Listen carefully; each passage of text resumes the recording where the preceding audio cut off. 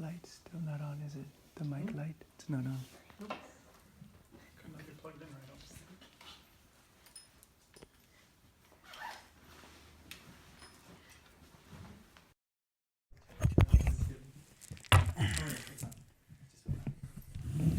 I need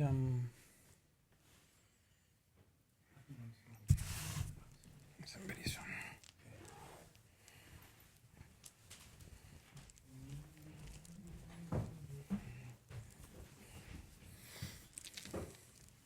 Oh, he's here. I think he just went searching for you. That way. He's here. Yeah,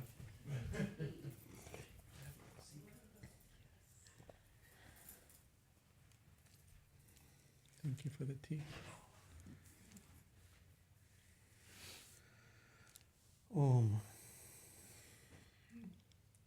Now we lost both of them. Probably chasing each other around the house. The way it is. Come on.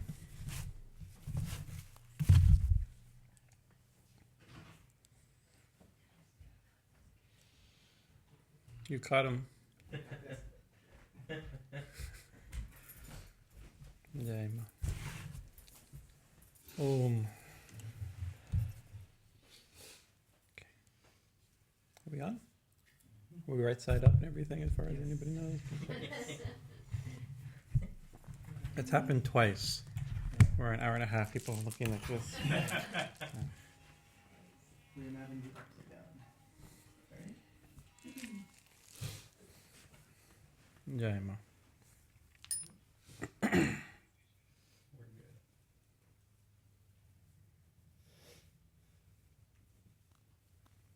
We can chant Om together.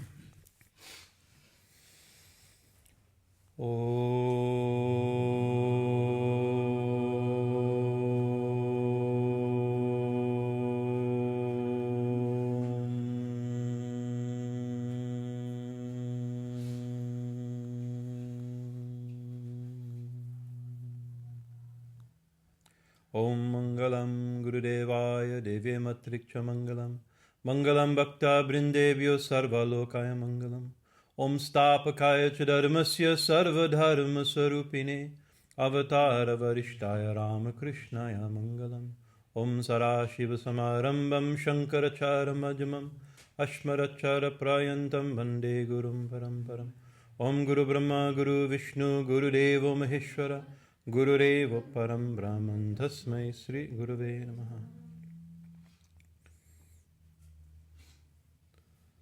Sri Ganesha Sharada Gurubhyo Namaha. Hari Om. Sri Hari Om.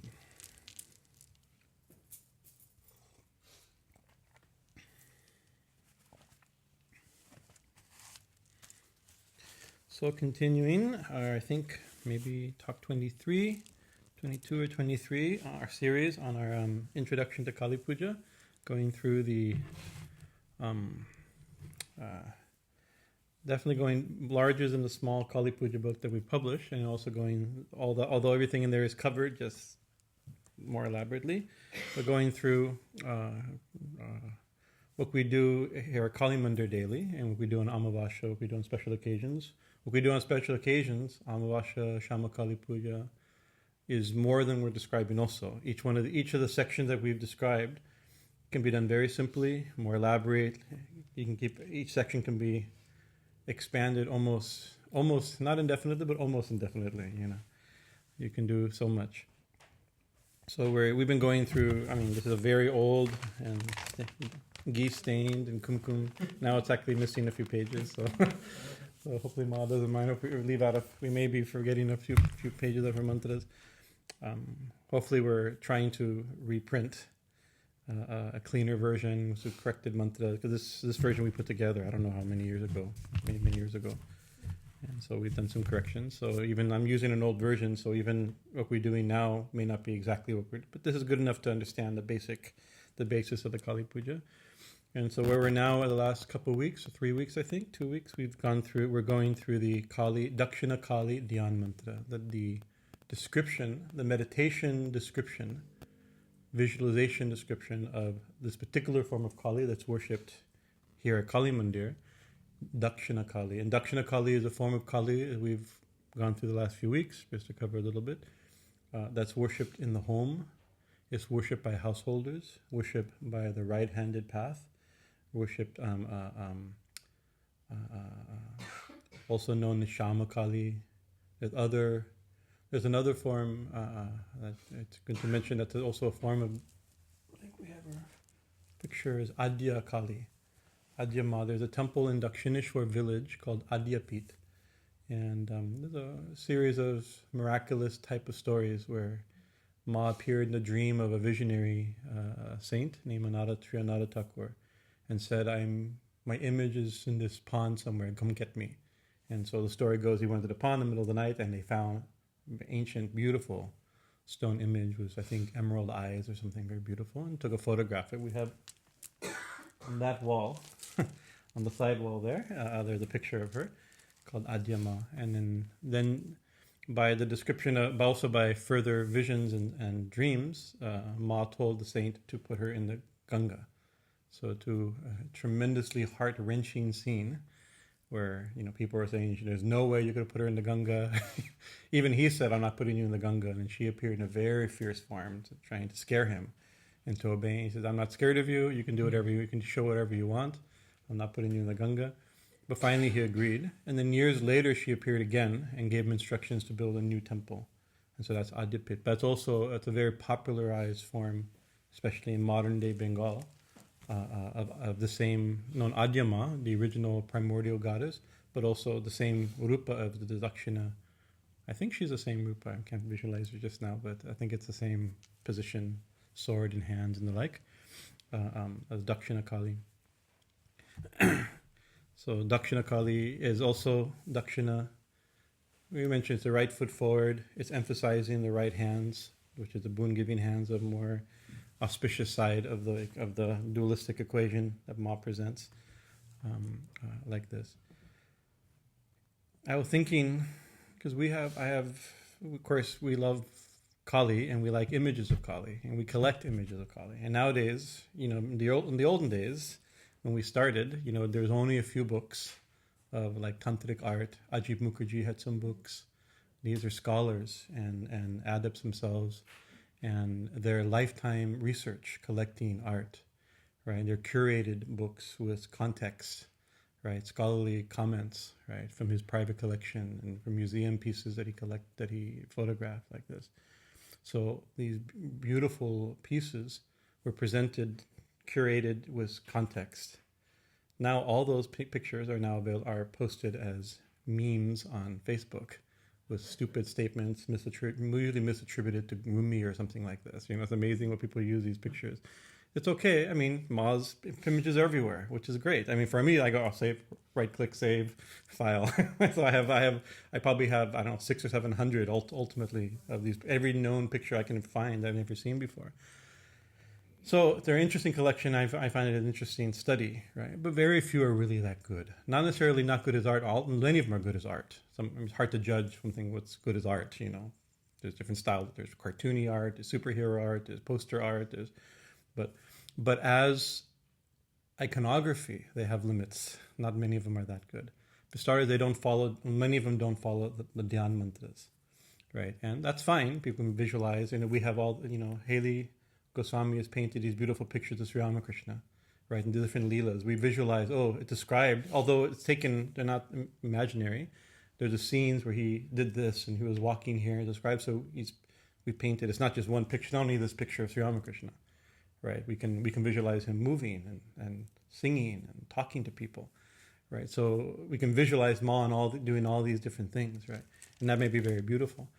But at the end of each Dhyan mantra, there is a palstuti, the benefit of this practice, and we usually don't think so much about the results of a practice, and we shouldn't. And we're also taught not to think much about the results of practice, but they're included for a reason, right? So sometimes a practice will give a long series of palstuti verses that describe one who does this gets this. Sometimes it's just trying to convince people to do it. Usually it's becomes famous, handsome, women and men love them. Sometimes it's quite ridiculous, the things that listed as the benefits, right? Because his voice becomes like a poet, and all these type of things. And maybe it's just that. Maybe these practices have that result. The sages who revealed these practices gave the results also. But even a dhyan sloka usually has like half a line or a quarter of a verse.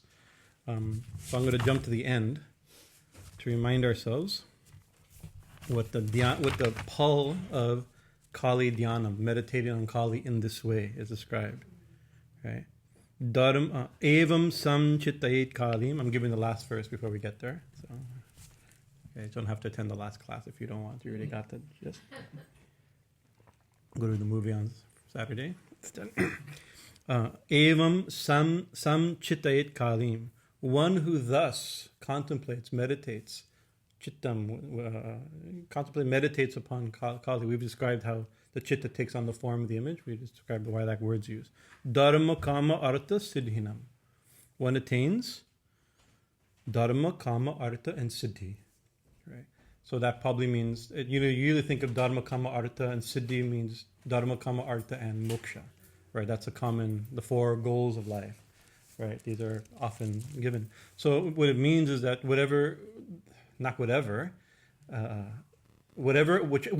the goals of life one wants, one can attain by this meditation, right? The other forms of ma, beautiful, maybe they have great benefit, right? But we don't know, nothing wrong, but we don't know the result of meditation on that form is not known, right? It could just be for our own personal devotion and contemplation. That's why I collect these pictures. I like to see how people have thought of her.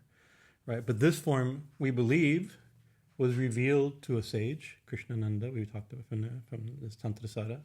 Right, he prayed, as you described. What's the form? Ma, you're worshipped by tantrics in initiatic lines, in the jungle, right? But you should be worshipped everywhere. Which form can be worshipped everywhere?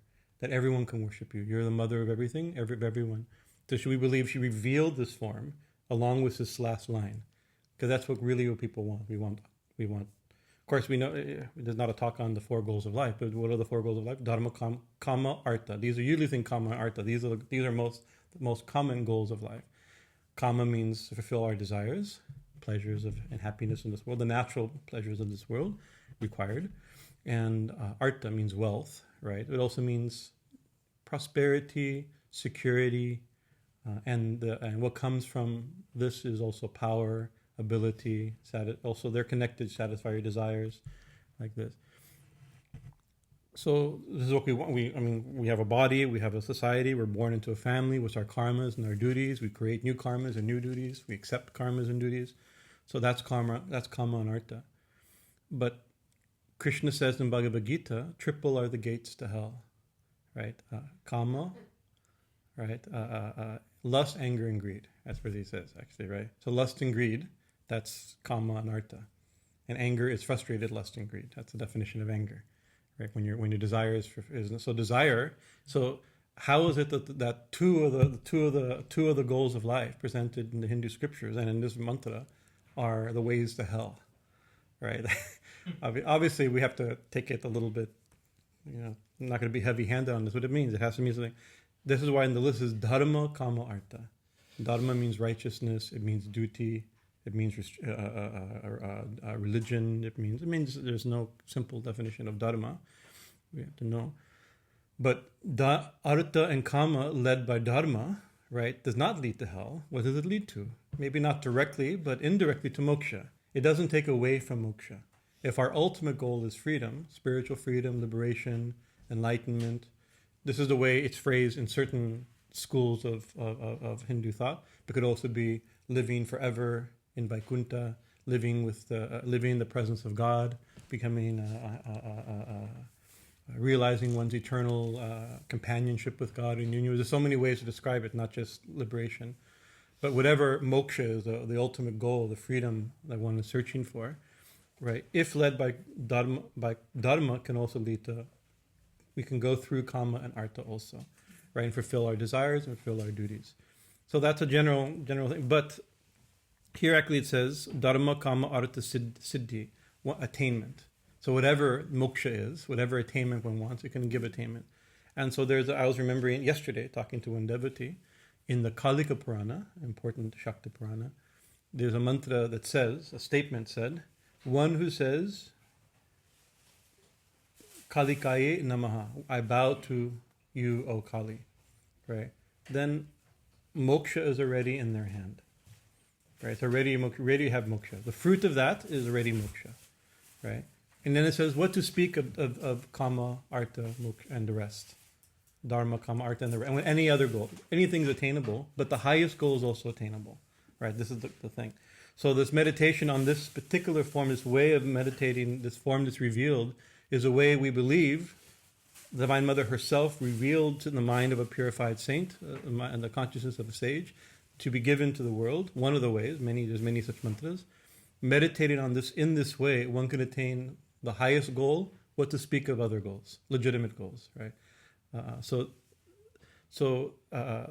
That's why we're going through this mantra a little carefully, right? We're not only, it just says one who meditates, could be is visualize, one who visualizes this form.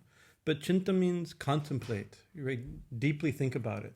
In puja, we hold a flower and we think, and we chant, Om Karavagora Mukta Keshan, but we chant the mantra, and hopefully maybe we meditate on the form. I have to admit, I usually say the mantra. I meditate on the mantra, not on, I don't have a very visual mind. I have to stop in like forearms, this hand, I say it. Saying it also is a way of, visualizing it. I visualize it by saying it, not by, I don't have a very visual, maybe I have really good visualizing minds, And there's some schools of Tantra, actually one of the considered a specialty of Tantra that it's strongly uses visualization quite a bit, images quite a bit.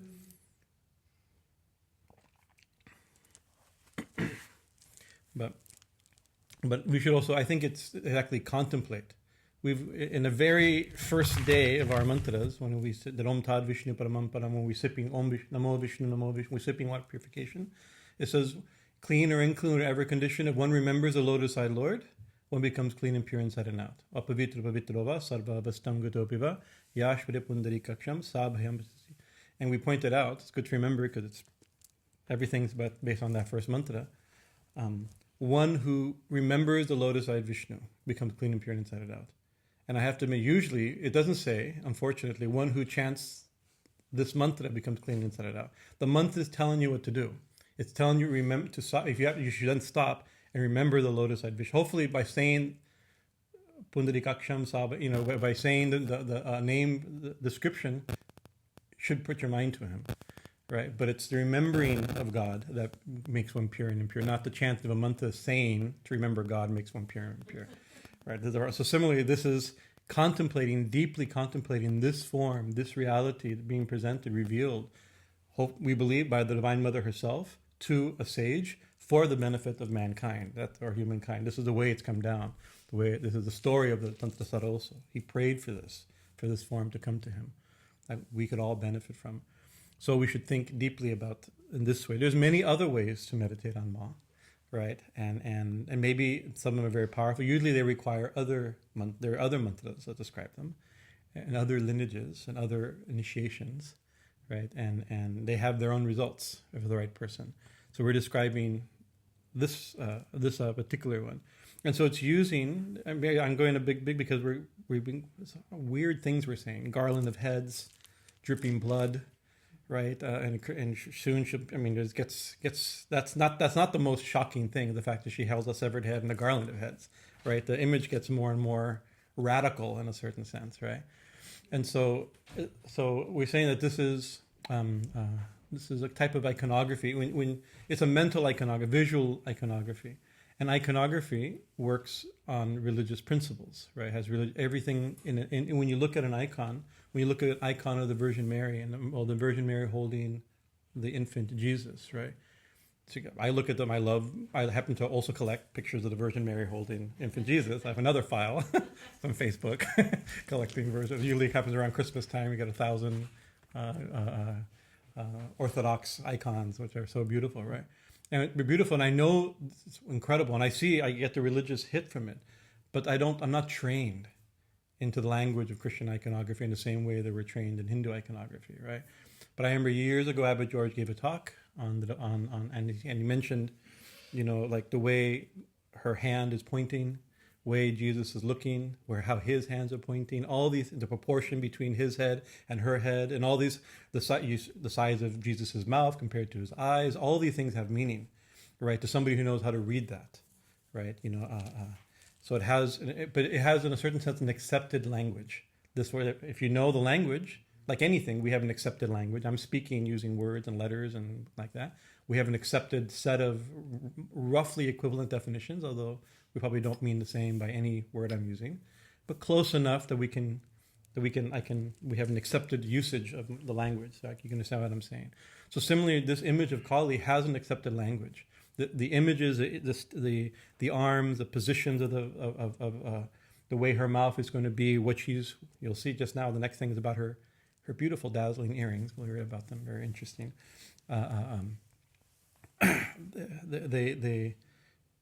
We have to know what they mean, in a certain sense.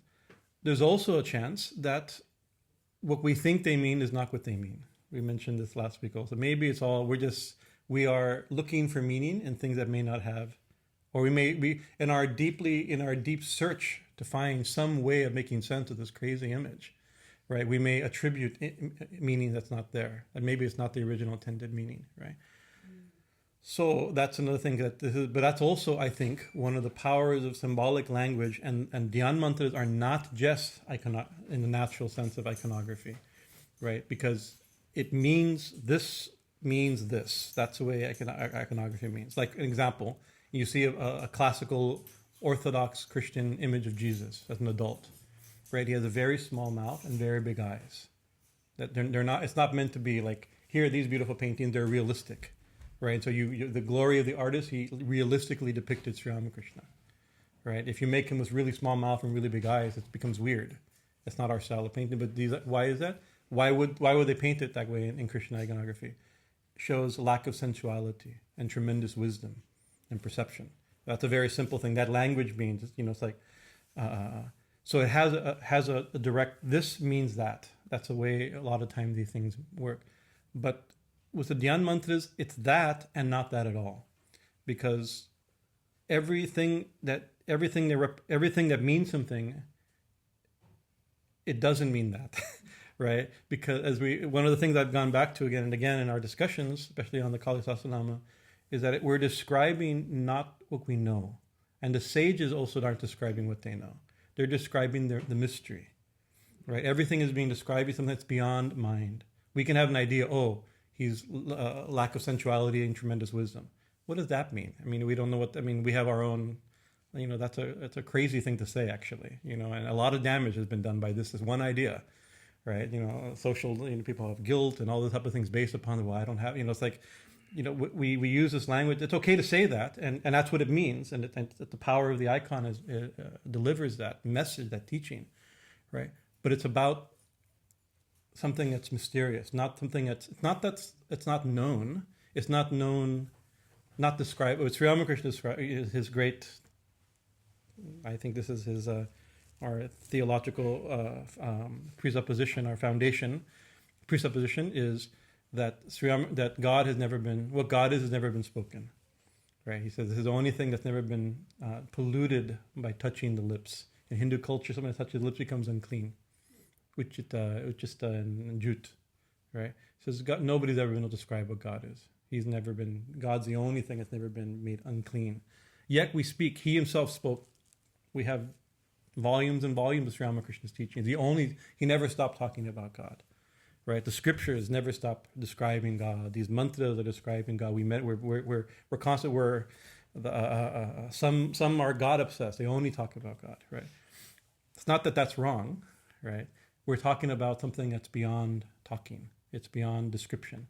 So these images, although they mean something, they mean what they really mean is beyond what the the mathematical, this means that, Although we have to know some of that, and we're describing that, but it's meant to convey the mysterious.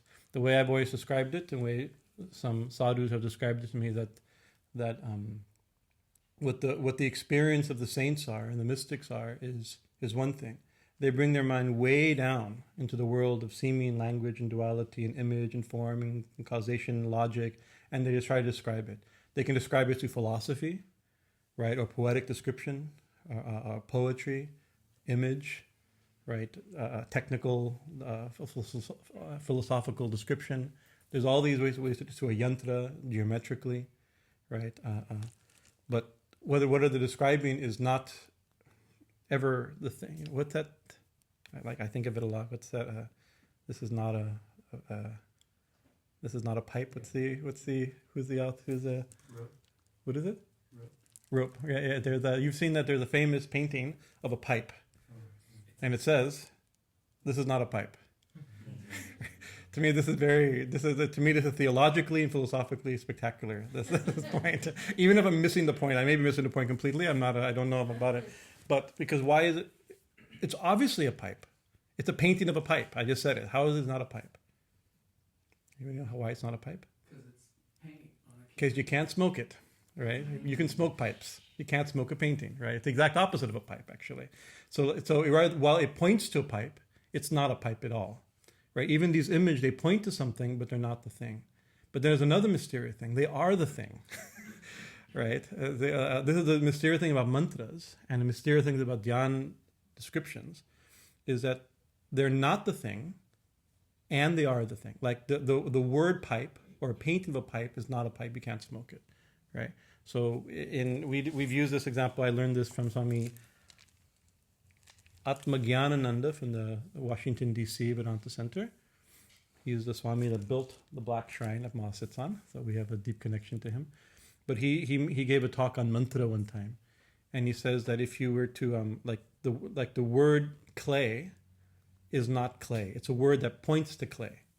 Now, if you make letters out of clay and spell clay, it both points to the idea of clay and it's clay, right? That's the mysterious thing. So mantras are, of course, that's true of everything, but especially of mantras, that they partake of the thing being described, although they're not the thing being described, right? So it's a very mysterious thing. So these images, although it's describing a mystery, it partakes of the mystery. And therefore, the same Abbot George, this one Swami we know, who's an Orthodox priest and a Hindu sannyasi, unique combination in the three worlds. He one time said that God's names and God's forms are not names and forms, right? Because names and forms are by definition limitations, they're descriptions and like that. But they're actually God's names and God's forms are God, and God's absolute. Now, he's not being clever, he's being very careful in that statement, So we're meditating on these. So there's a language of iconography that we're doing this means this, maybe, right? But it points to something beyond itself, and it is the thing. So by meditating on Ma, we're contemplating aspects and some teaching. There's teachings behind her image. It says something. It reveals something. It's a way of thinking about something that's beyond thought also. But it is her. That's the amazing thing is, she appears in this way. She appears as if a thought, as if an image, as if a name, right? So this is like a tirtha is a place that's in this world and in the other world, the cross. So this is like it's the eternal appearing in time. It's the inconceivable appearing as an image, but the image breaks conception, right? It's not limited here. This is Kali. Each aspect of the symbol of the represents that which is beyond symbolism. So last week we also mentioned like you have beautiful Buddhas. It's one thing. Oh, the beautiful Buddha, but then you have Buddha becoming a monster, right? And it forces you to go. It forces you beyond the image itself. Although it doesn't mean that it's not that the divine isn't in that image. That is an image of the divine, right? But it's the image itself breaks past it. So this is the reason there's a big setup, but it's the next name is peculiar. So this is my setup for the next name or the next verse. I'll read what we have so far, the first three mantras in English. Fearsome with gaping mouths, freely flowing hair, and 4 arms, the divine Dakshina Kali is adorned with a garland of heads. In her left lower and upper hand she holds a freshly severed head and a sword. Her upper and lower right hand show the gestures granting fearlessness and blessings. As splendorous as a huge cloud, dark, she wears space as her garment. A garland of heads hangs from her neck, dripping blood. This is that verse we described last week. Karuna, this is on verse 4 of the Dhyana Mantra, which is 1, 2, 3, 4, 5, 6, 7, 8, which is 9 verses. Karuna Vatam Sata Anita Shava Yugma Bhayankaram Gora Dhamstram Kararasam Pino Nata Payodharam. Karuna Vata Satanita. So now it's describing her earrings. And here in the Western world, in the American world, now it's becoming back to where earrings are becoming popular amongst men and women both. In Indian tradition, that was one of the samskar, that a young boy, one got his ears, young boy and a young girl, one got their ears pierced. Sometime as an infant, at least at the time when they're 8, 9, 10 years old. And that was universally practiced at one point. Now it's only remnants in tribal communities and South Indian Brahminical communities where men and boys are still pierced. But piercing is very important. And in the ceremony of piercing the ears, right, during the investiture of the sacred thread, when the ears would be pierced for a young boy, the idea is that they're going off to school now, right? They leave home and they go off to school and they're going to go learn the Vedas from the Guru, right? So their ears are being opened. And we believe that there's like pressure points and meridians and marmas and things, the equivalent thing like that has some meaning where ears are pierced. And then there's orders of yogis where piercing of the ear is very important. There's an order of the Nath yogis, maybe you've heard of Gorknath and the Nath yoga. We get Hatha yoga from the Nath yogis, and they have a radical practice, and I know several Nath yogis. To become a Nath yogi is almost to die. The initiation is quite dramatic. There's a final initiation where they get their ears pierced, but it's not like put up a can of soda. When my ears are pierced with a can of Hansen soda against the ears, and then very simple like this. But this one, they're actually sliced open from the top down, ripped open. They call and then brought out like that. And then so they're ripped open, and then they're allowed to heal again, and then ripped open again. Right, and then a solid ring is inserted, right, and then they heal around that again. There's some other things I know somebody who's been through it that some people can die from it, just from the shock of it, and the infection naturally can be caused by this, right? And when you ask a Nath yogi, which I've done, there's not many of them around, but when you ask them, why do you do that? And they stop and usually they're like, should I answer or not? Then they say, no, I won't answer. We know why we're doing it. Right, that's usually the answer they give. It's not meant for everybody. You don't need to, are you going to do this? Are you going to be initiated in our lineage? No. Why do you need to know it? We're curiosity. We like to know why they do, the weird, exotic practices of tribal traditions and like that. But actually, if you poke a little bit, I'm going to reveal what can be revealed. Actually, they said that there's this where the ring is put is a big psychic center, right? And they believe that they're getting some siddhis from this, some hearing transcendental sounds and other vision. But beyond that, they won't say. It's from their own practices, right? But also, you also know, like, when you see somebody like, whoa, they've done that. It's not an easy initiation. This mortification like that. So anyway, so that's a very dramatic. And Shiva wears earrings, but so Ma, she also wears earrings, and it's actually often we use it. We mentioned that her mundamala, her garland of heads, is vibhushana. She's decorated. She's wearing or supporting the garland of heads or decorated. So this is her earrings or her decoration. And so there's different. One mantra says that she wears the sun and moon as her earrings. That's a very there's not this mantra. That's not what this says at all, right? But there are mantras that describe she wears the sun and moon, and this is very you can imagine what that could be mean if you're thinking as a yogic interpretation. Oh, this is Ida and Pingala, right? And it's the right one. I have a friend she has made in India earrings for herself. One's a sun and one's a moon, to wear the earrings that Ma has described. In the Devi Bhagavatam, she wears Sri Yantras in her ears, right? Also very beautiful, right? Different things like that. And the sun, but here it says her earrings. Actually, it says her earrings are corpses. So there you go. Her earrings are corpses. Now that's cool, right? But other mantras, we are a little more specific. Not just corpses. She doesn't wear, and sometimes you'll see some paintings. Is how do you represent that in a painting? Often sometimes you'll see like a little dead body hanging over the ear, right? This is a very, very attractive thing, right? Sometimes you'll actually see a large hole in the ear, and then threaded through the hole there is a little naked man, dead body hanging there, right? But let's get more dramatic. This has meaning, and it means something beyond itself, right? We have to think about this. It says, corpses? Is it embryo? Embryo corpses. It's even better, right? You can't get more like ghastly than such an image, right? The corpses, embryo or fetuses or embryo corpses, right? So this is horrible, right? But we've mentioned Ma's symbolism is this world of duality, right? And so we have to think of this. Even the sun and moon is representing the world of duality, night and day, right? Right. So, but night and day are not the only two. These are two. We reaffirmed this again and again, but this is an important point that the world we live in a world of duality, but we don't. We live in a world of multiplicity and variety, right? So when we say night and day, these are two extremes from our perspective, right? But what that means is every moment between night and day, and between day and night, there's a billion varieties. There's unlimited varieties between night and day. Night and day are two extremes. Birth and death, these are two extremes. They're not opposites, they're two extremes of a continuum of every possible moment in life, right? Between sickness and health, there's all kinds of varieties within that, right?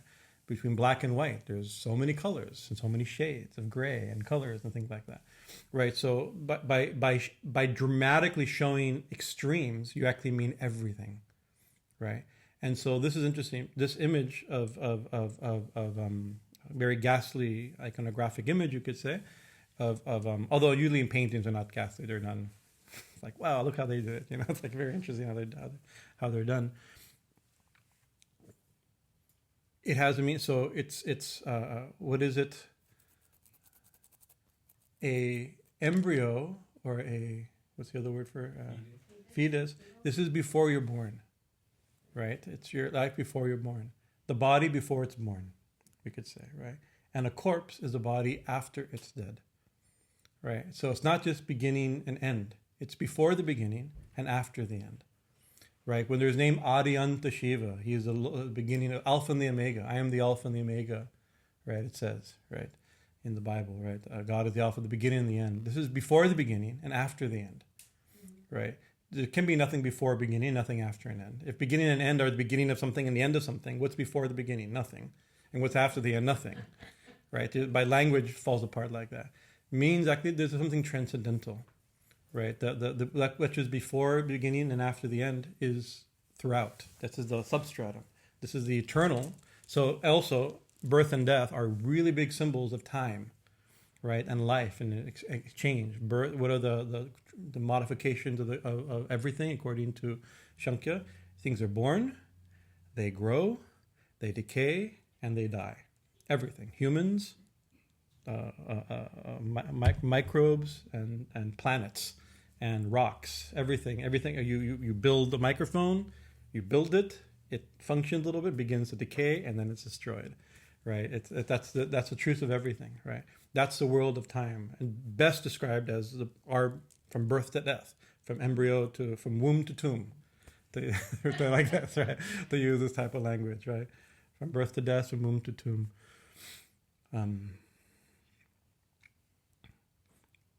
But what's before the womb, or after the tomb, right? So this is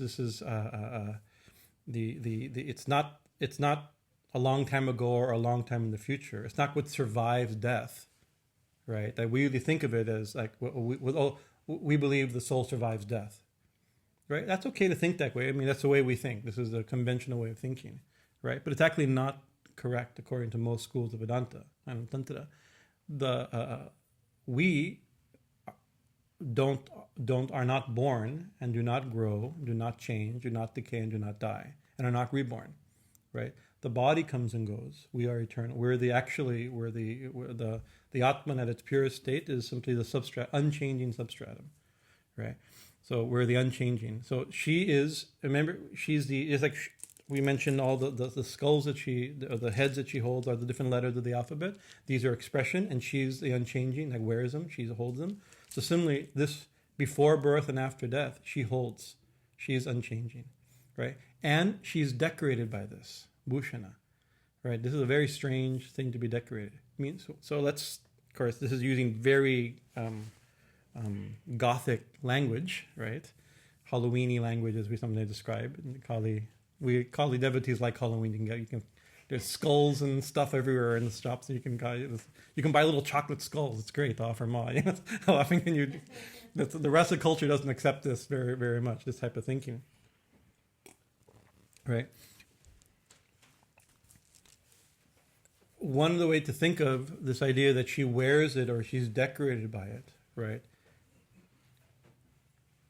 Here we could also say, look at Ma. Here she's not wearing human skulls, and she's not wearing. She's wearing gold, beautiful gold, South Indian gold jewelry. That's pretty much her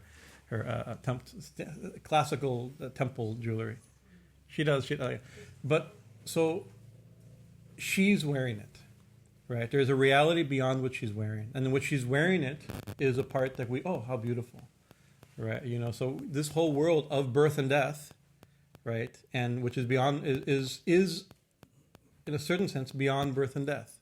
It's that which is, it's the transcendent. I mean, I guess this word is probably the word, the transcendent reality, the eternal reality, which is beyond time, not everlasting reality, before the unchanging reality. Her earrings are so sorry. It's also her ornament.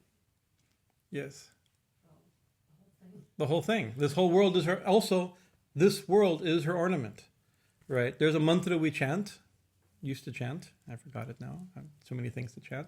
But when you many millions of Hindus chant this, maybe somebody here will know it. I forget if I get the first line, I may be able to finish it. When you're upon awakening, there's a thing when you awake and you look at your palms and you remember different deities, and then you touch the earth, right? And you beg forgiveness for stepping on the earth, because this is also a form of God, right? And it describes, if I remember, like the rivers are your veins, the trees are your hairs. It's like this world is the body, is the manifestation, the external represent of divine, and therefore before please forgive me. I'm about to take step on this holy body, recognizing every aspect of the planet, of the world, material, and therefore the material world as a manifestation of the divine, right? And as this is the way it's expressed. It's the temporal manifestation, temporary manifestation, you could say, right? And therefore limited manifestation of the eternal, right, and the nitya, and the infinite, right, and so they're connected. So it's intimately connected. They're actually not different. So this is one way to think of it. So I'm forgetting. I was trying to remember because we gave a class on the Kali Sasanama where we talked about Ma's earrings. I don't exactly remember what I said, right? I was trying to remember, and I think I remember echoing in my head, trying to hear my own voice and memory in my head, which is I'm not the best at. And I didn't have time to to listen to the class again today. But I think I remember some sadhu told me, right, this is oral tradition. It may be textually based also, but I don't know. I know it from an oral tradition, that the way this image is interpreted, and it says, from a yogic perspective also, it says before birth, that means in the womb, why is it attached to the ears? Right, it's not just a world of duality and right and left, Idiom Pingala, that's one way of thinking of it. It's because hearing, it says, this is to remind us, or teach us, to encode that we can start hearing before we're born, right? And we believe we can hear after we die, right? It's important why in Hindu tradition people listen to chanting when they're pregnant, right? There's a story of Prahlad Maharaj. He heard Om Namo Narayan teaching to Narada Muni, and he was born enlightened, right? He attained all he had to attain at the time of in his mother's womb, by the company of Narada Muni and the sages, right? And so we believe that we know. People who are. I don't remember the last time I was pregnant, so please forgive me. I speak from very limited experience, but for people I do know who remember, who described, right? They're from sounds in the atmosphere, the infinite, will respond. They're hearing. At a certain point, they're even responding to not just the noises within the mother's body and the mother's voice, but even outside voices. So the chanting and hearing of spiritual things may have an effect even before birth, right? And we believe that after death there's an effect, right? There's a deep effect. And so what do? People chant the Gita at the death of it's a very common thing is to chant the Gita when somebody dies, or Hanuman Chalisa, or in the Ramakrishna tradition when a Ramakrishna monk dies, immediately Hari Om Ramakrishna, Hari Om Ramakrishna, Hari Om. That goes until they're cremated. 24 hours a day they're chanting Hari Om Ramakrishna, because that sound, and not only that, then especially if it's a little bit of an important Swami and there's more ceremonies involved, then monks will come and they start chanting the Vedas and the Upanishads. So chanting, so Hari Om Ramakrishna, another group is chanting, and then bhajans, right? Shama Sangit and bhajans and kirtan going on. So it's like wherever they go, they're surrounded by holy sounds, right? That could be their ultimate goal, right? And also in North India, when you do the influence probably of Tulsidas, right? In the Tulsidas Ramayana, Ram Nam Satya Hai, Ram Nam Satya Hai. It's chanted as a body is carried. It means only Ram's name is true or eternal, right? And it's partially for us, as we see in a dead body, to remember God's name is the truth. We're all going to die, and God's name is truth. But it's really to the soul that's being cremated, right? Whose body is being cremated. Hold on to the name of God.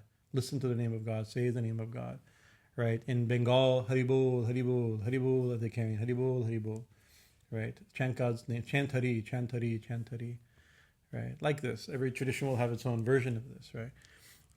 But the idea is that we can hear. And I remember in one story, I've told this story. It's a great. There's a Vaishnava saint, Radharaman Charandev, right? And he was taking a bath at some pond or something, and there was a cremation about to start. Some young woman was being cremated, and the family was already beginning to light, doing the ceremonies to light, and that saint was about to go. He told his disciple.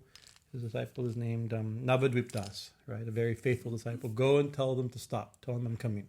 Don't let them cremate the body. It's a fantastic story, so you have to take it as you like.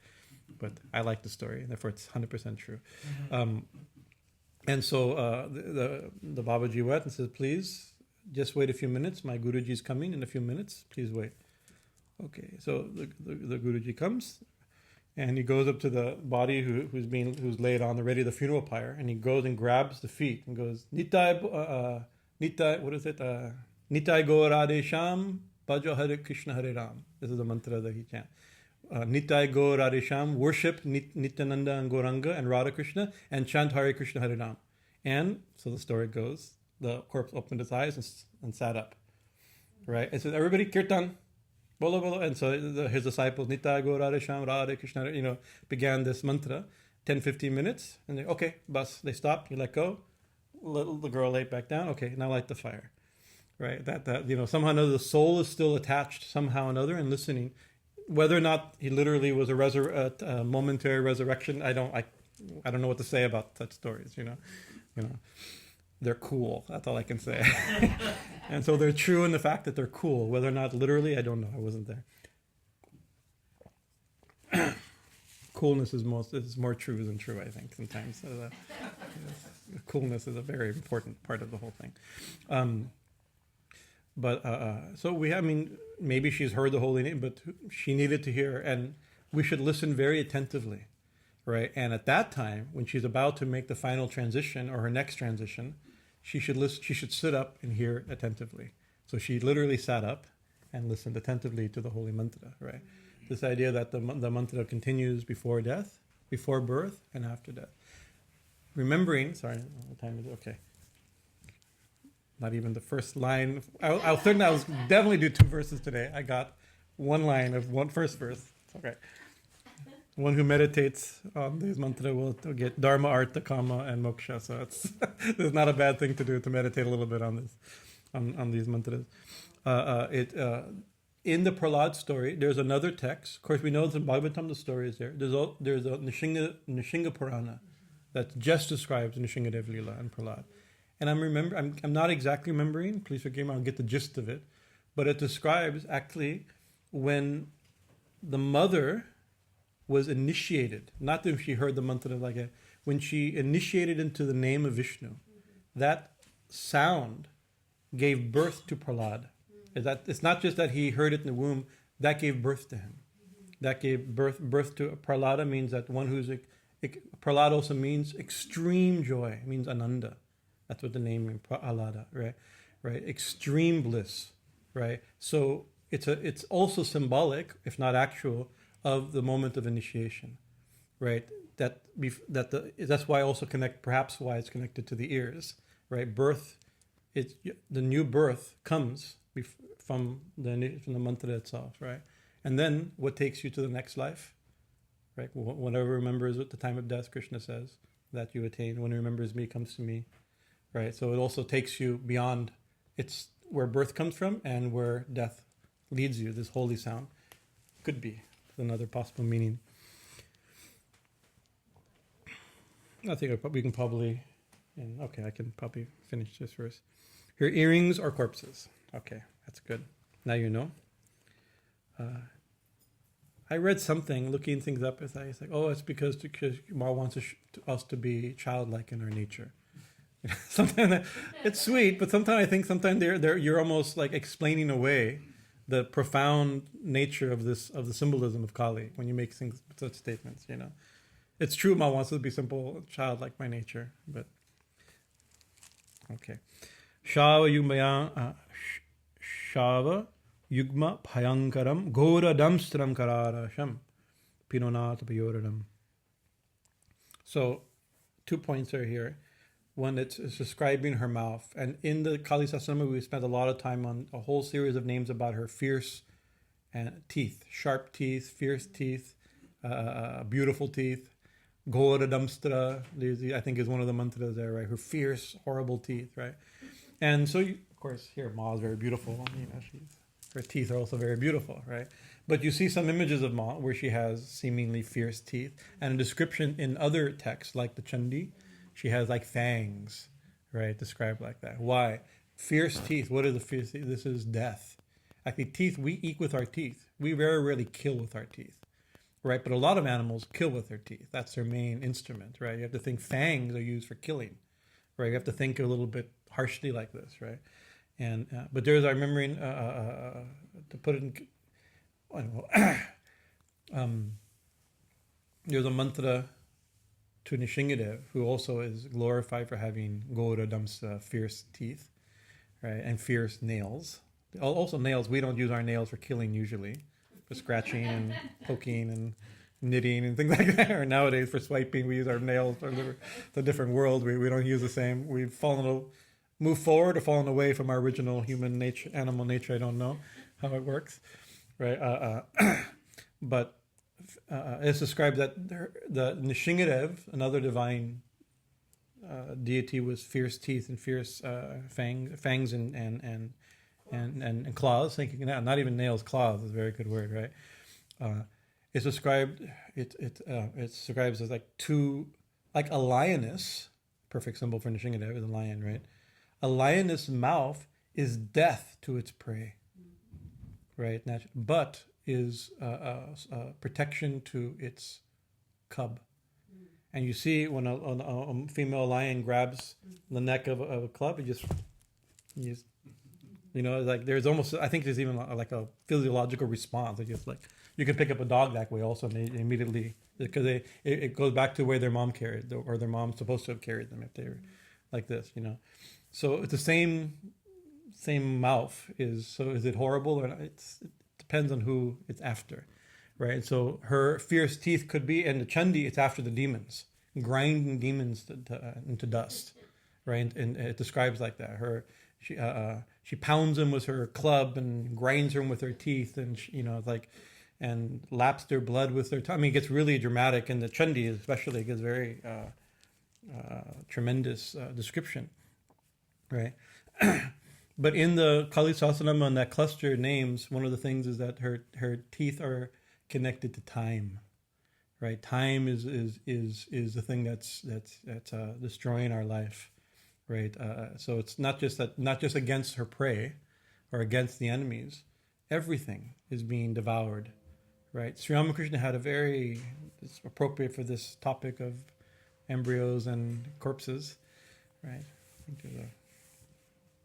there's a punk band name in there somewhere. I'm not sure, but anyways, he had a vision where he saw a woman come out of, it was Kali, but he saw a woman come out of the Ganga, and in front of her give birth to a child, and the child grew up, and then the woman ate the child and went back into the Ganga. Like, whoa, that's something, right? And, right? That was the full thing. That's Mother Nature. That's divine. She gives birth to everything, and she devours everything. She's birth and she's death and everything in between, right? We don't like to see it like this, but that's the fact, right? So this mantra describes her gaping mouth and fierce teeth, right? But it also says, and with her full breast, she has her breasts are full. She holds full breaths. So the full breath here is a symbol of course, in Western culture, we sexualize everything, right? But here it refers to primarily motherhood, right? And actually, there's a important. I mentioned it in our Sahasranama classes. We have some good work being done outside in our Sahasranama classes. That there's a text, an important Kali text that most of you shouldn't read, and you won't be able to read. You won't be able to find it, but it's called the Kapura Stotram or Kapurari Stotram. I think Kapurari Stotram. It's one of the classical texts for Kali worship, especially Dakshina Kali, and one of the important Dakshina Kali mantras comes from it. Dakshina Kali ke, like one particular mantra that's there, long form. But it gives it gives a tantric description how to do sadhana for Kali. I'm going to initiate you all into the cool secret tantric sadhanas for Kali, right? You go in midnight into the cremation ground, right? And you, with your unbound hair, completely naked, right? And in union with your Shakti. It means obviously with your wife or woman or husband like this, some sexual union, right? And you chant this mantra. So that's what it says, right? And so, oh, great. Excuse me. It's getting dark. Now we're ready to go, right?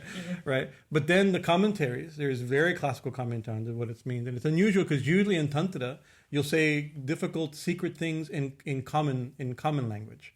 But this is actually saying a common thing in secret language, right? Because what it is describes what's midnight, right? Midnight is between night and day, right? Which means between Ida and Pingala, which means in Shushumna, right? This is Ida and Pingala, Shushumna. So deep when in midnight is in Tantra, the place of Shushumna Nadi is open, right? And so that's between night and day, right? That's how it's understood, right? Between 2 days, you could say, right? Smashan, it describes Smashan, the cremation ground, which will come in the next verse probably, or in a couple of verses. In the next verse, I think. This is Brahman, right? In Brahman, all name and form disappear. So go into Brahman in the center of the Shushumna, right? In the center of Shushumna, with hair down, means without any anxiety. Hair in this commentary, it means anxiety, thinking, things that are attached to the brain, don't pull your hair over it. Don't, we use that. Pulling my hair out, so stressed, without anxiety, right? Naked means without any covering, without any mental construct. And then it says, with union with your Shakti. So, Swashakti, right? Swashakti could mean, it's from the man's perspective, with your wife, right? Could mean that, that's how it's like that. Swashakti means your own Shakti, your Shakti. And if all this language is about Kundalini, means in union with your Kundalini. But then there's another line, it says, with your large-breasted wide-hipped Shakti. Now, maybe your wife is not large-breasted or wide-hipped or from the male side like this. What this means, motherly. So she is, that Shakti is the mother. The commentary is given. It's not, I'm not trying to spin a weird verse. This is the very people who gave the verse, gave the commentary of understanding of this verse. Right? It's in the text itself, hinted in the text itself. Right? It's using this tantric. So it also gives an idea. This commentary on this important tantric text gives a view that this Shakti, this power behind everything, is not just mother and it's my mother, my loving, affectionate mother. It's partly mother meaning the one who gave birth to everything, the one that nourishes everything. Nature, Prakriti itself is giving birth to us. What to speak of the transcendent, from which name and form spring, right? But even material nature itself, which is her, is our mother, right? It's full of potency. It's full of it's giving birth to everything, full of life, right? Sri Ramakrishna, Sri Ram told a story where a young boy became a brahmachari. It's a story, I think, in the Gospel. It must be in Katamrita. I'm not exactly remembering, but I know Sri Ramakrishna told the story. A young boy becomes a monk young, right? And he loses his family, and some sadhu takes him, and we can give him better. It's like some sadhu stole him from his family, and most likely let's assume that he lost his family, and some sadhus sometimes take like that, and so they went begging, right? Because you're supposed sadhus go and you beg from door to door. It's called madhukari. You go Narayana Hari and you wait a little bit. You wait 15 minutes to see if anybody comes to bring food, and you go to the next house. Narayana Hari, Narayana, called madhukari, right? And so when they came, a woman came out, a young woman came out, and the boy, being in the monastery, has not much experience of family life, and has been away from living in the forest like that. He says, what's wrong with that girl, the woman who came to the door, right? Because she had breasts, and the guru said, no, you see, I might get the story wrong. Please forgive me if I get a little bit wrong. The point would be there. He says, eventually she'll become a mother, if she becomes a mother, let's say, right? God has made arrangements to feed the child, right, through in this way. And the little boy said, I'm going to stop begging. And he stopped begging. Right? He said, if Mother Nature has provided, even before a child's born, provided milk in its mother's breast, then my needs will be provided. I don't need to go begging anywhere. She'll provide everything for me. Right? A very beautiful story, but the idea that Ma's provided, that the symbol of here is that the fierce teeth and the nurturing, feeding breast. Right? Mother Nature is like that. She creates everything and she destroys everything. She gives birth and she gives death. The whole thing.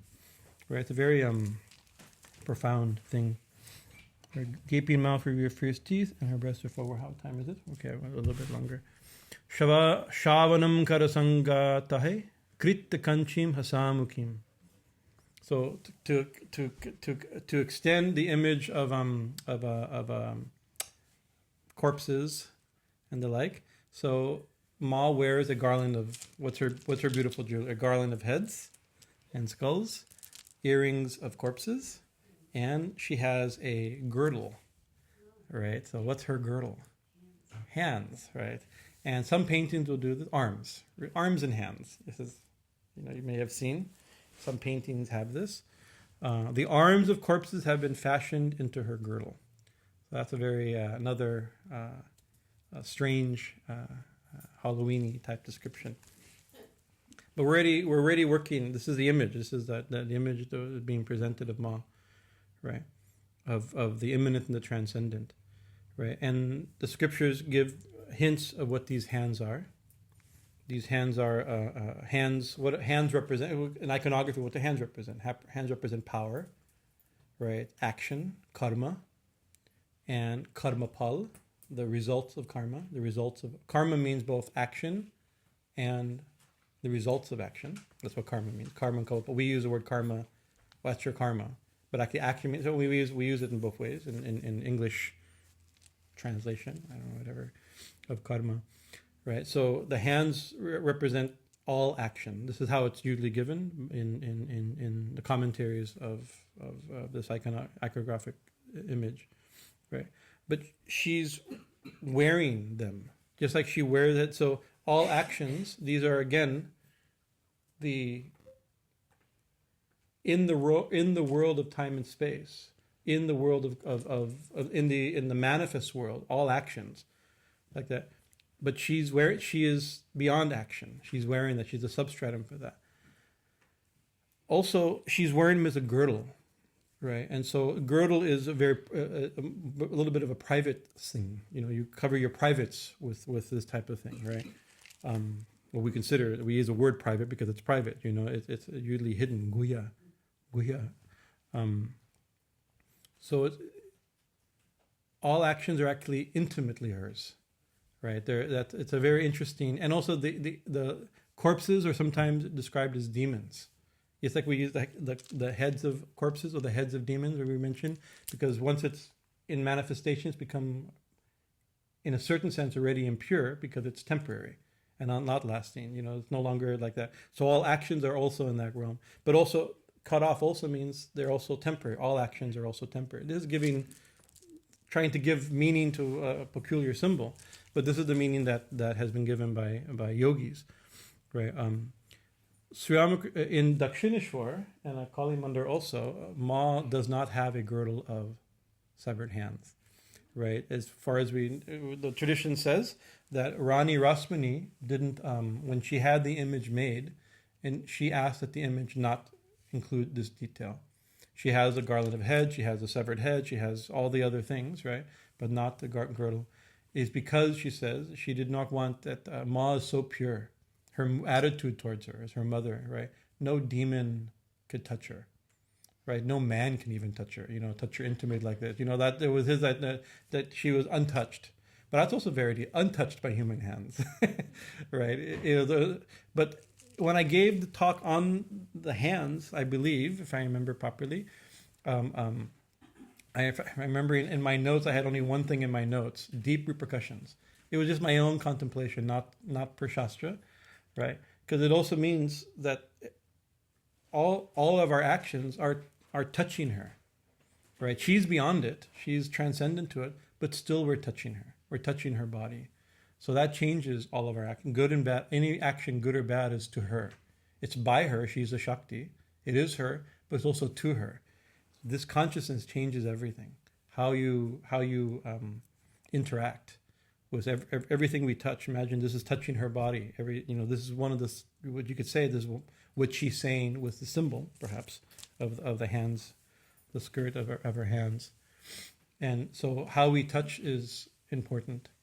And demons, in the Chandi verse I always quote, both gods and demons touch your feet, right? Everyone's touching, because not only do the devas worship Kali, and so do the demons worship Kali. It's not just because in that sense, but there's only her. Everything is her feet. Everything is her body. You're only touching her. Everyone's only touching her. There's another meaning, not just that she's worshipped by both gods and demons. That's the obvious meaning. But there's a more subtle meaning that there's nothing else to touch, right? And should we touch her like a god, or should we touch her like a demon? That's the question. It changes your. This is the deep repercussions that were in my notes, right? Those how to touch her with what's another? She kills demons, and she embraces her children. The demons are also children, but you know what I'm talking about. Just like that lion, whose teeth are both death for the prey and blessing for the child, right? For a cub. So. Do we want to be? We can approach her like a child, a pure child. So then a child's hold on to its mother, grabs onto its leg, pulls on the sari. It's not. But if a stranger does such a thing, or a bad person, or a lustful person, or an angry person, or a violent person, an unknown person, grabs somebody's leg, you swat them with your purse, right? You call the police, you kick them, somebody grabs, some unknown person grabs you, right? Or somebody grabs you inauspiciously, what do? Somebody tries to control you, naturally, immediately you strike back, you fight, right? But a child grabs you, it's like, oh, like, okay, there's a difference, right? That story of Draupadi, that she was being she was being disrobed in the public court, and of course we know the story. She prayed to Krishna, and Krishna gave her unlimited cloth to protect her modesty, right? Right. There is a modern writer whose name I'm forgetting. Please forgive me, but it can be found. Who made a comment on this?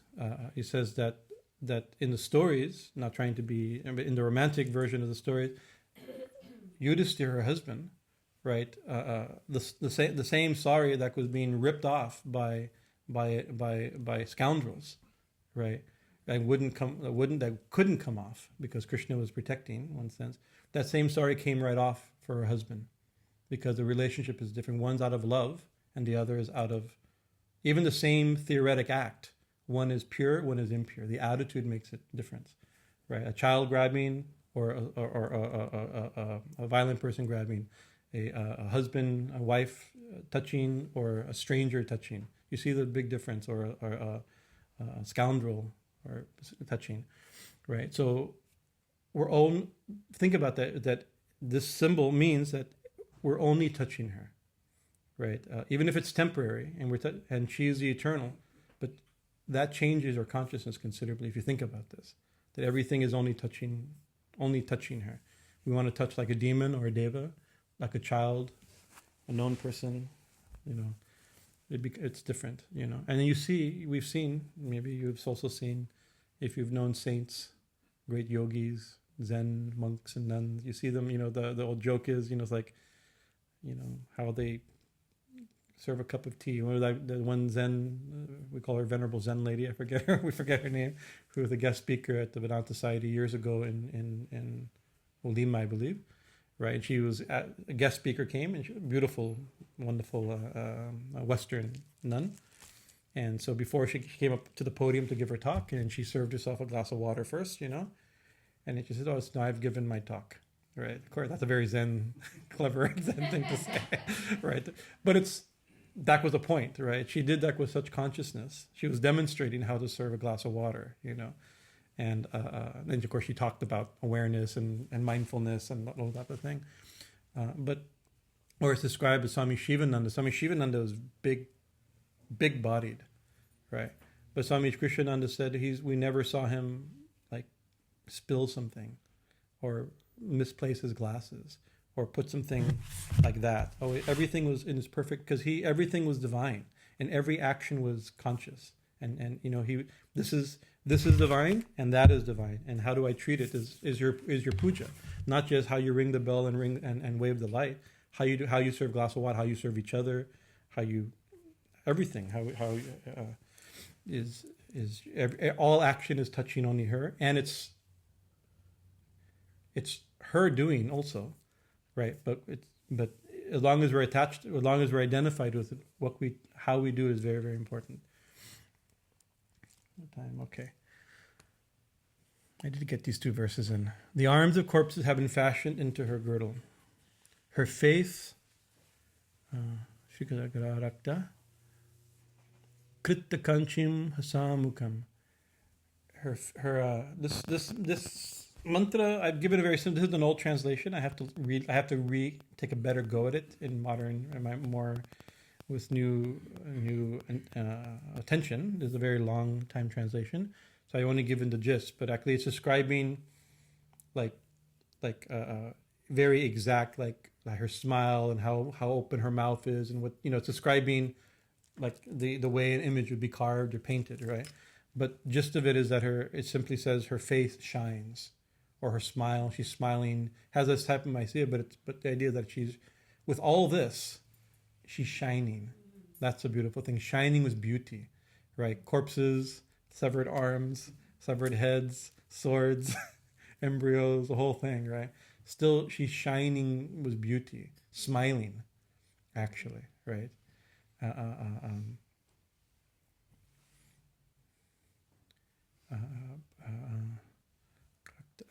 Samukim kritika sitkaragra rakta. But very interesting, from this shining, radiant face, smiling face, right? Still with her smile, right? It says, Galarakta dhara, that from the corners of her mouth are dripping red drops, meaning blood. So this is it's a little vampire. It's not meant to be vampire. That's not the image, right? But what does it mean? You have to think of like that. That's still, of course, we talked last week about blood, and blood is that symbol of prana, right? Of life, right? Blood, your life blood. We even say like that. And the offering of blood in the old sacrificial traditions, the offering of life itself, and we do it symbolically with red cloth and red flowers and red kumkum and red all these types of red flags and red strings and all that type of stuff, rather than actual blood red flower. We use hibiscus instead of goats, But the red is a color of prana, right? And so prana is blood is a symbol of death, but it's not the symbol of death; it's a symbol of life, right? So we think, oh, blood is a symbol of death. It's ghastly, but actually, and iconographically, blood is a symbol of life, not of death. And so even with the smile and this radiance and all this symbolism, which seems to be death-like, right? With garlands, severed heads, dripping blood, but still the blood means it's full of life. It's prana. She's manifesting it, right?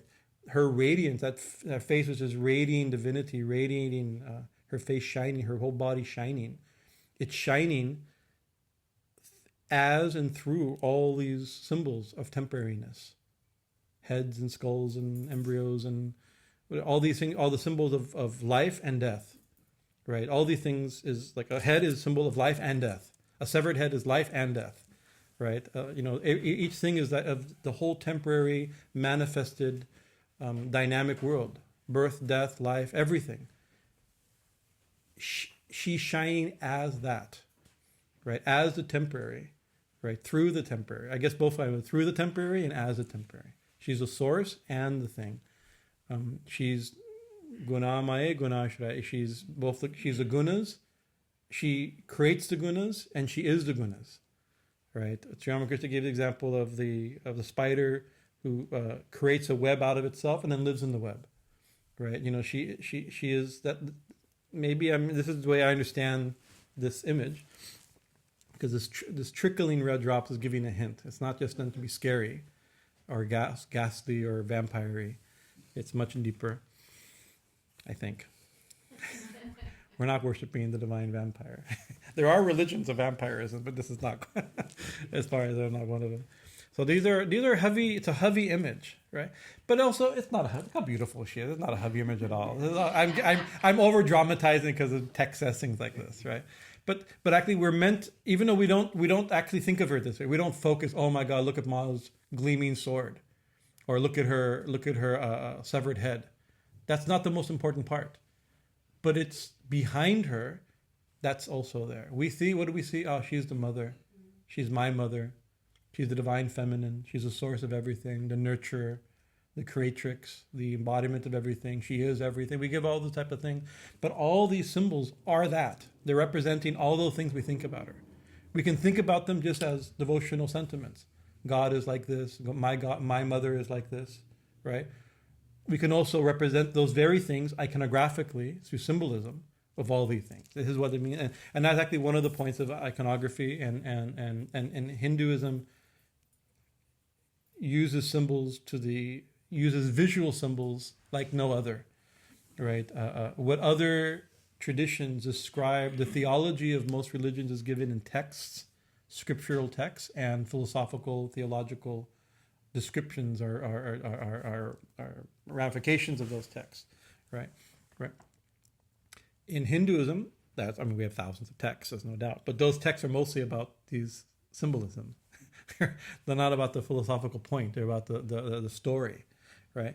And so the same subtlety and even more theological revelations in Hinduism is primarily shown through stories and shown through these images. So we can say, oh, Ma is all loving. Ma is the transcendent. She's the source of everything.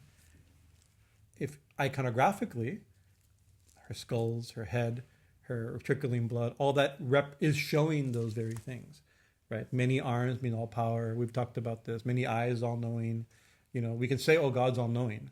And we know that because the scripture says that, and St. Augustine has commented on this, and modern thinkers are commenting on St. Augustine's point and changing it in the modern world. And, we can, like that, or here she is. That's also saying it. This is what this is. This is what this image is, right? So it's not just, very, very profound. She's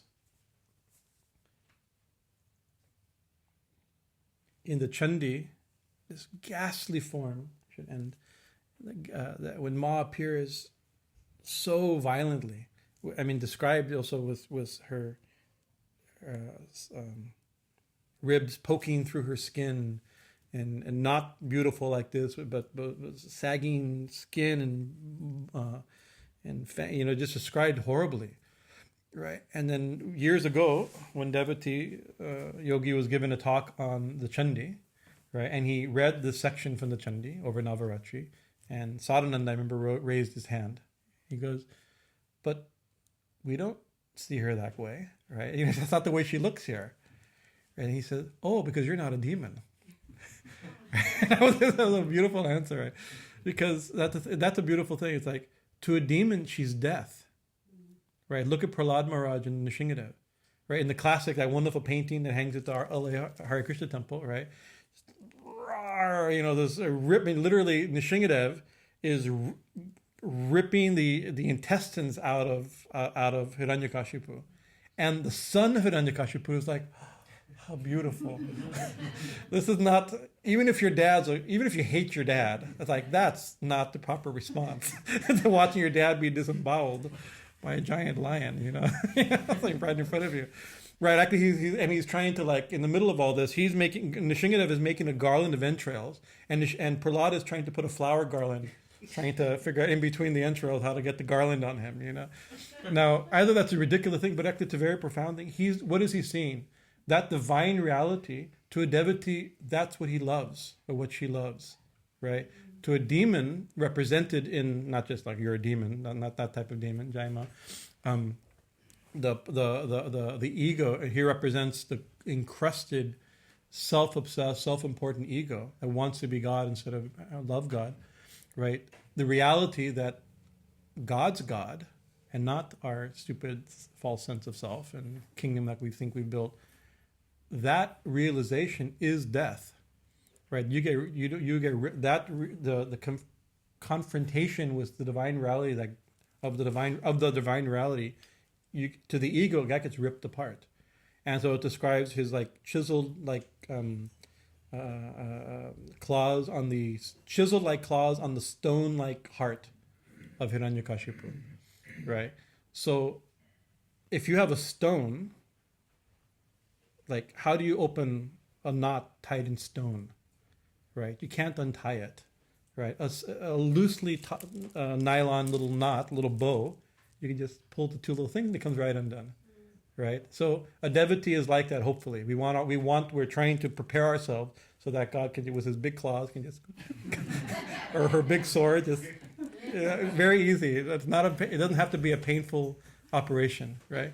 But to a stone, to something tied so tight, they won't come undone. Somebody whose desire is to liberate, to open the heart, to untie that knot. The only tool to be used is the sword, or the claws, or the fangs, right, or the spear. This is it's also, even these seemingly ghastly, violent type of quote unquote ugly forms, which we don't see them. Even if you see paintings, I have in my big collection of Kali paintings, there's some paintings like that are painted to be very scary, right, and exactly describing verses from the Chandi, but you're going, wow, cool. Right, we don't find them scary at all or ugly at all, right? Because of course that's not how we see her, but it's cool that to darker parts of it, we want the darker parts of ourselves to be swallowed up and cut open, right? Maybe not too much, but we kind of want. We're open to the idea, at least, So anyway, so we want to approach like a child, and we see her beautiful form, although it's described in such strong images, right? But you can see all of us look at her and we're not scared of her, because we see, even with all these things, we see her smiling face shining through. Of course, there's also this is unique to Dakshineshwar.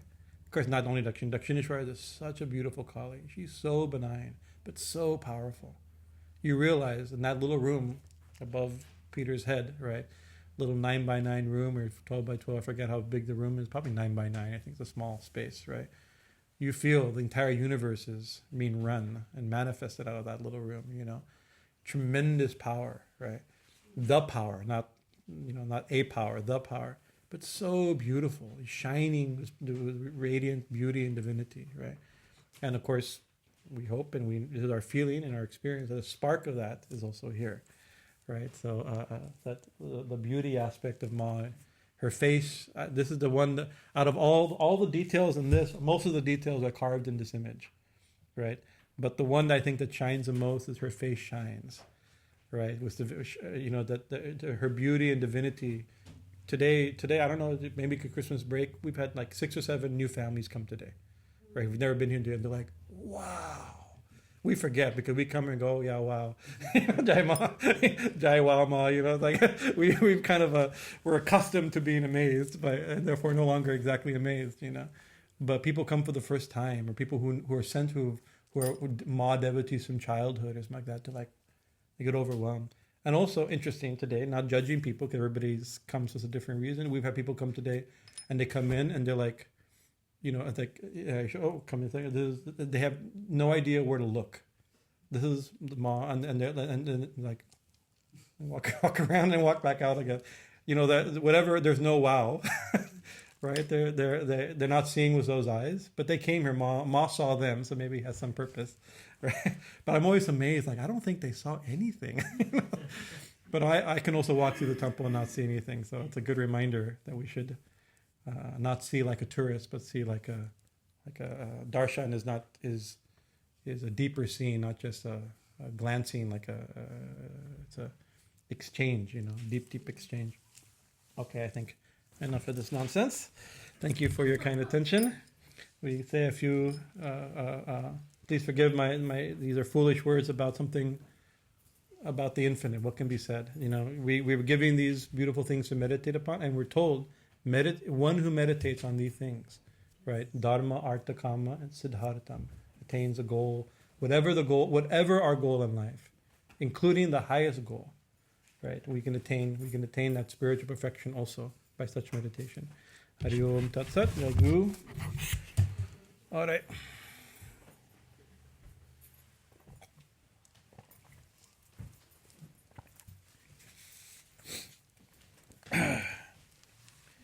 Caffeine helps.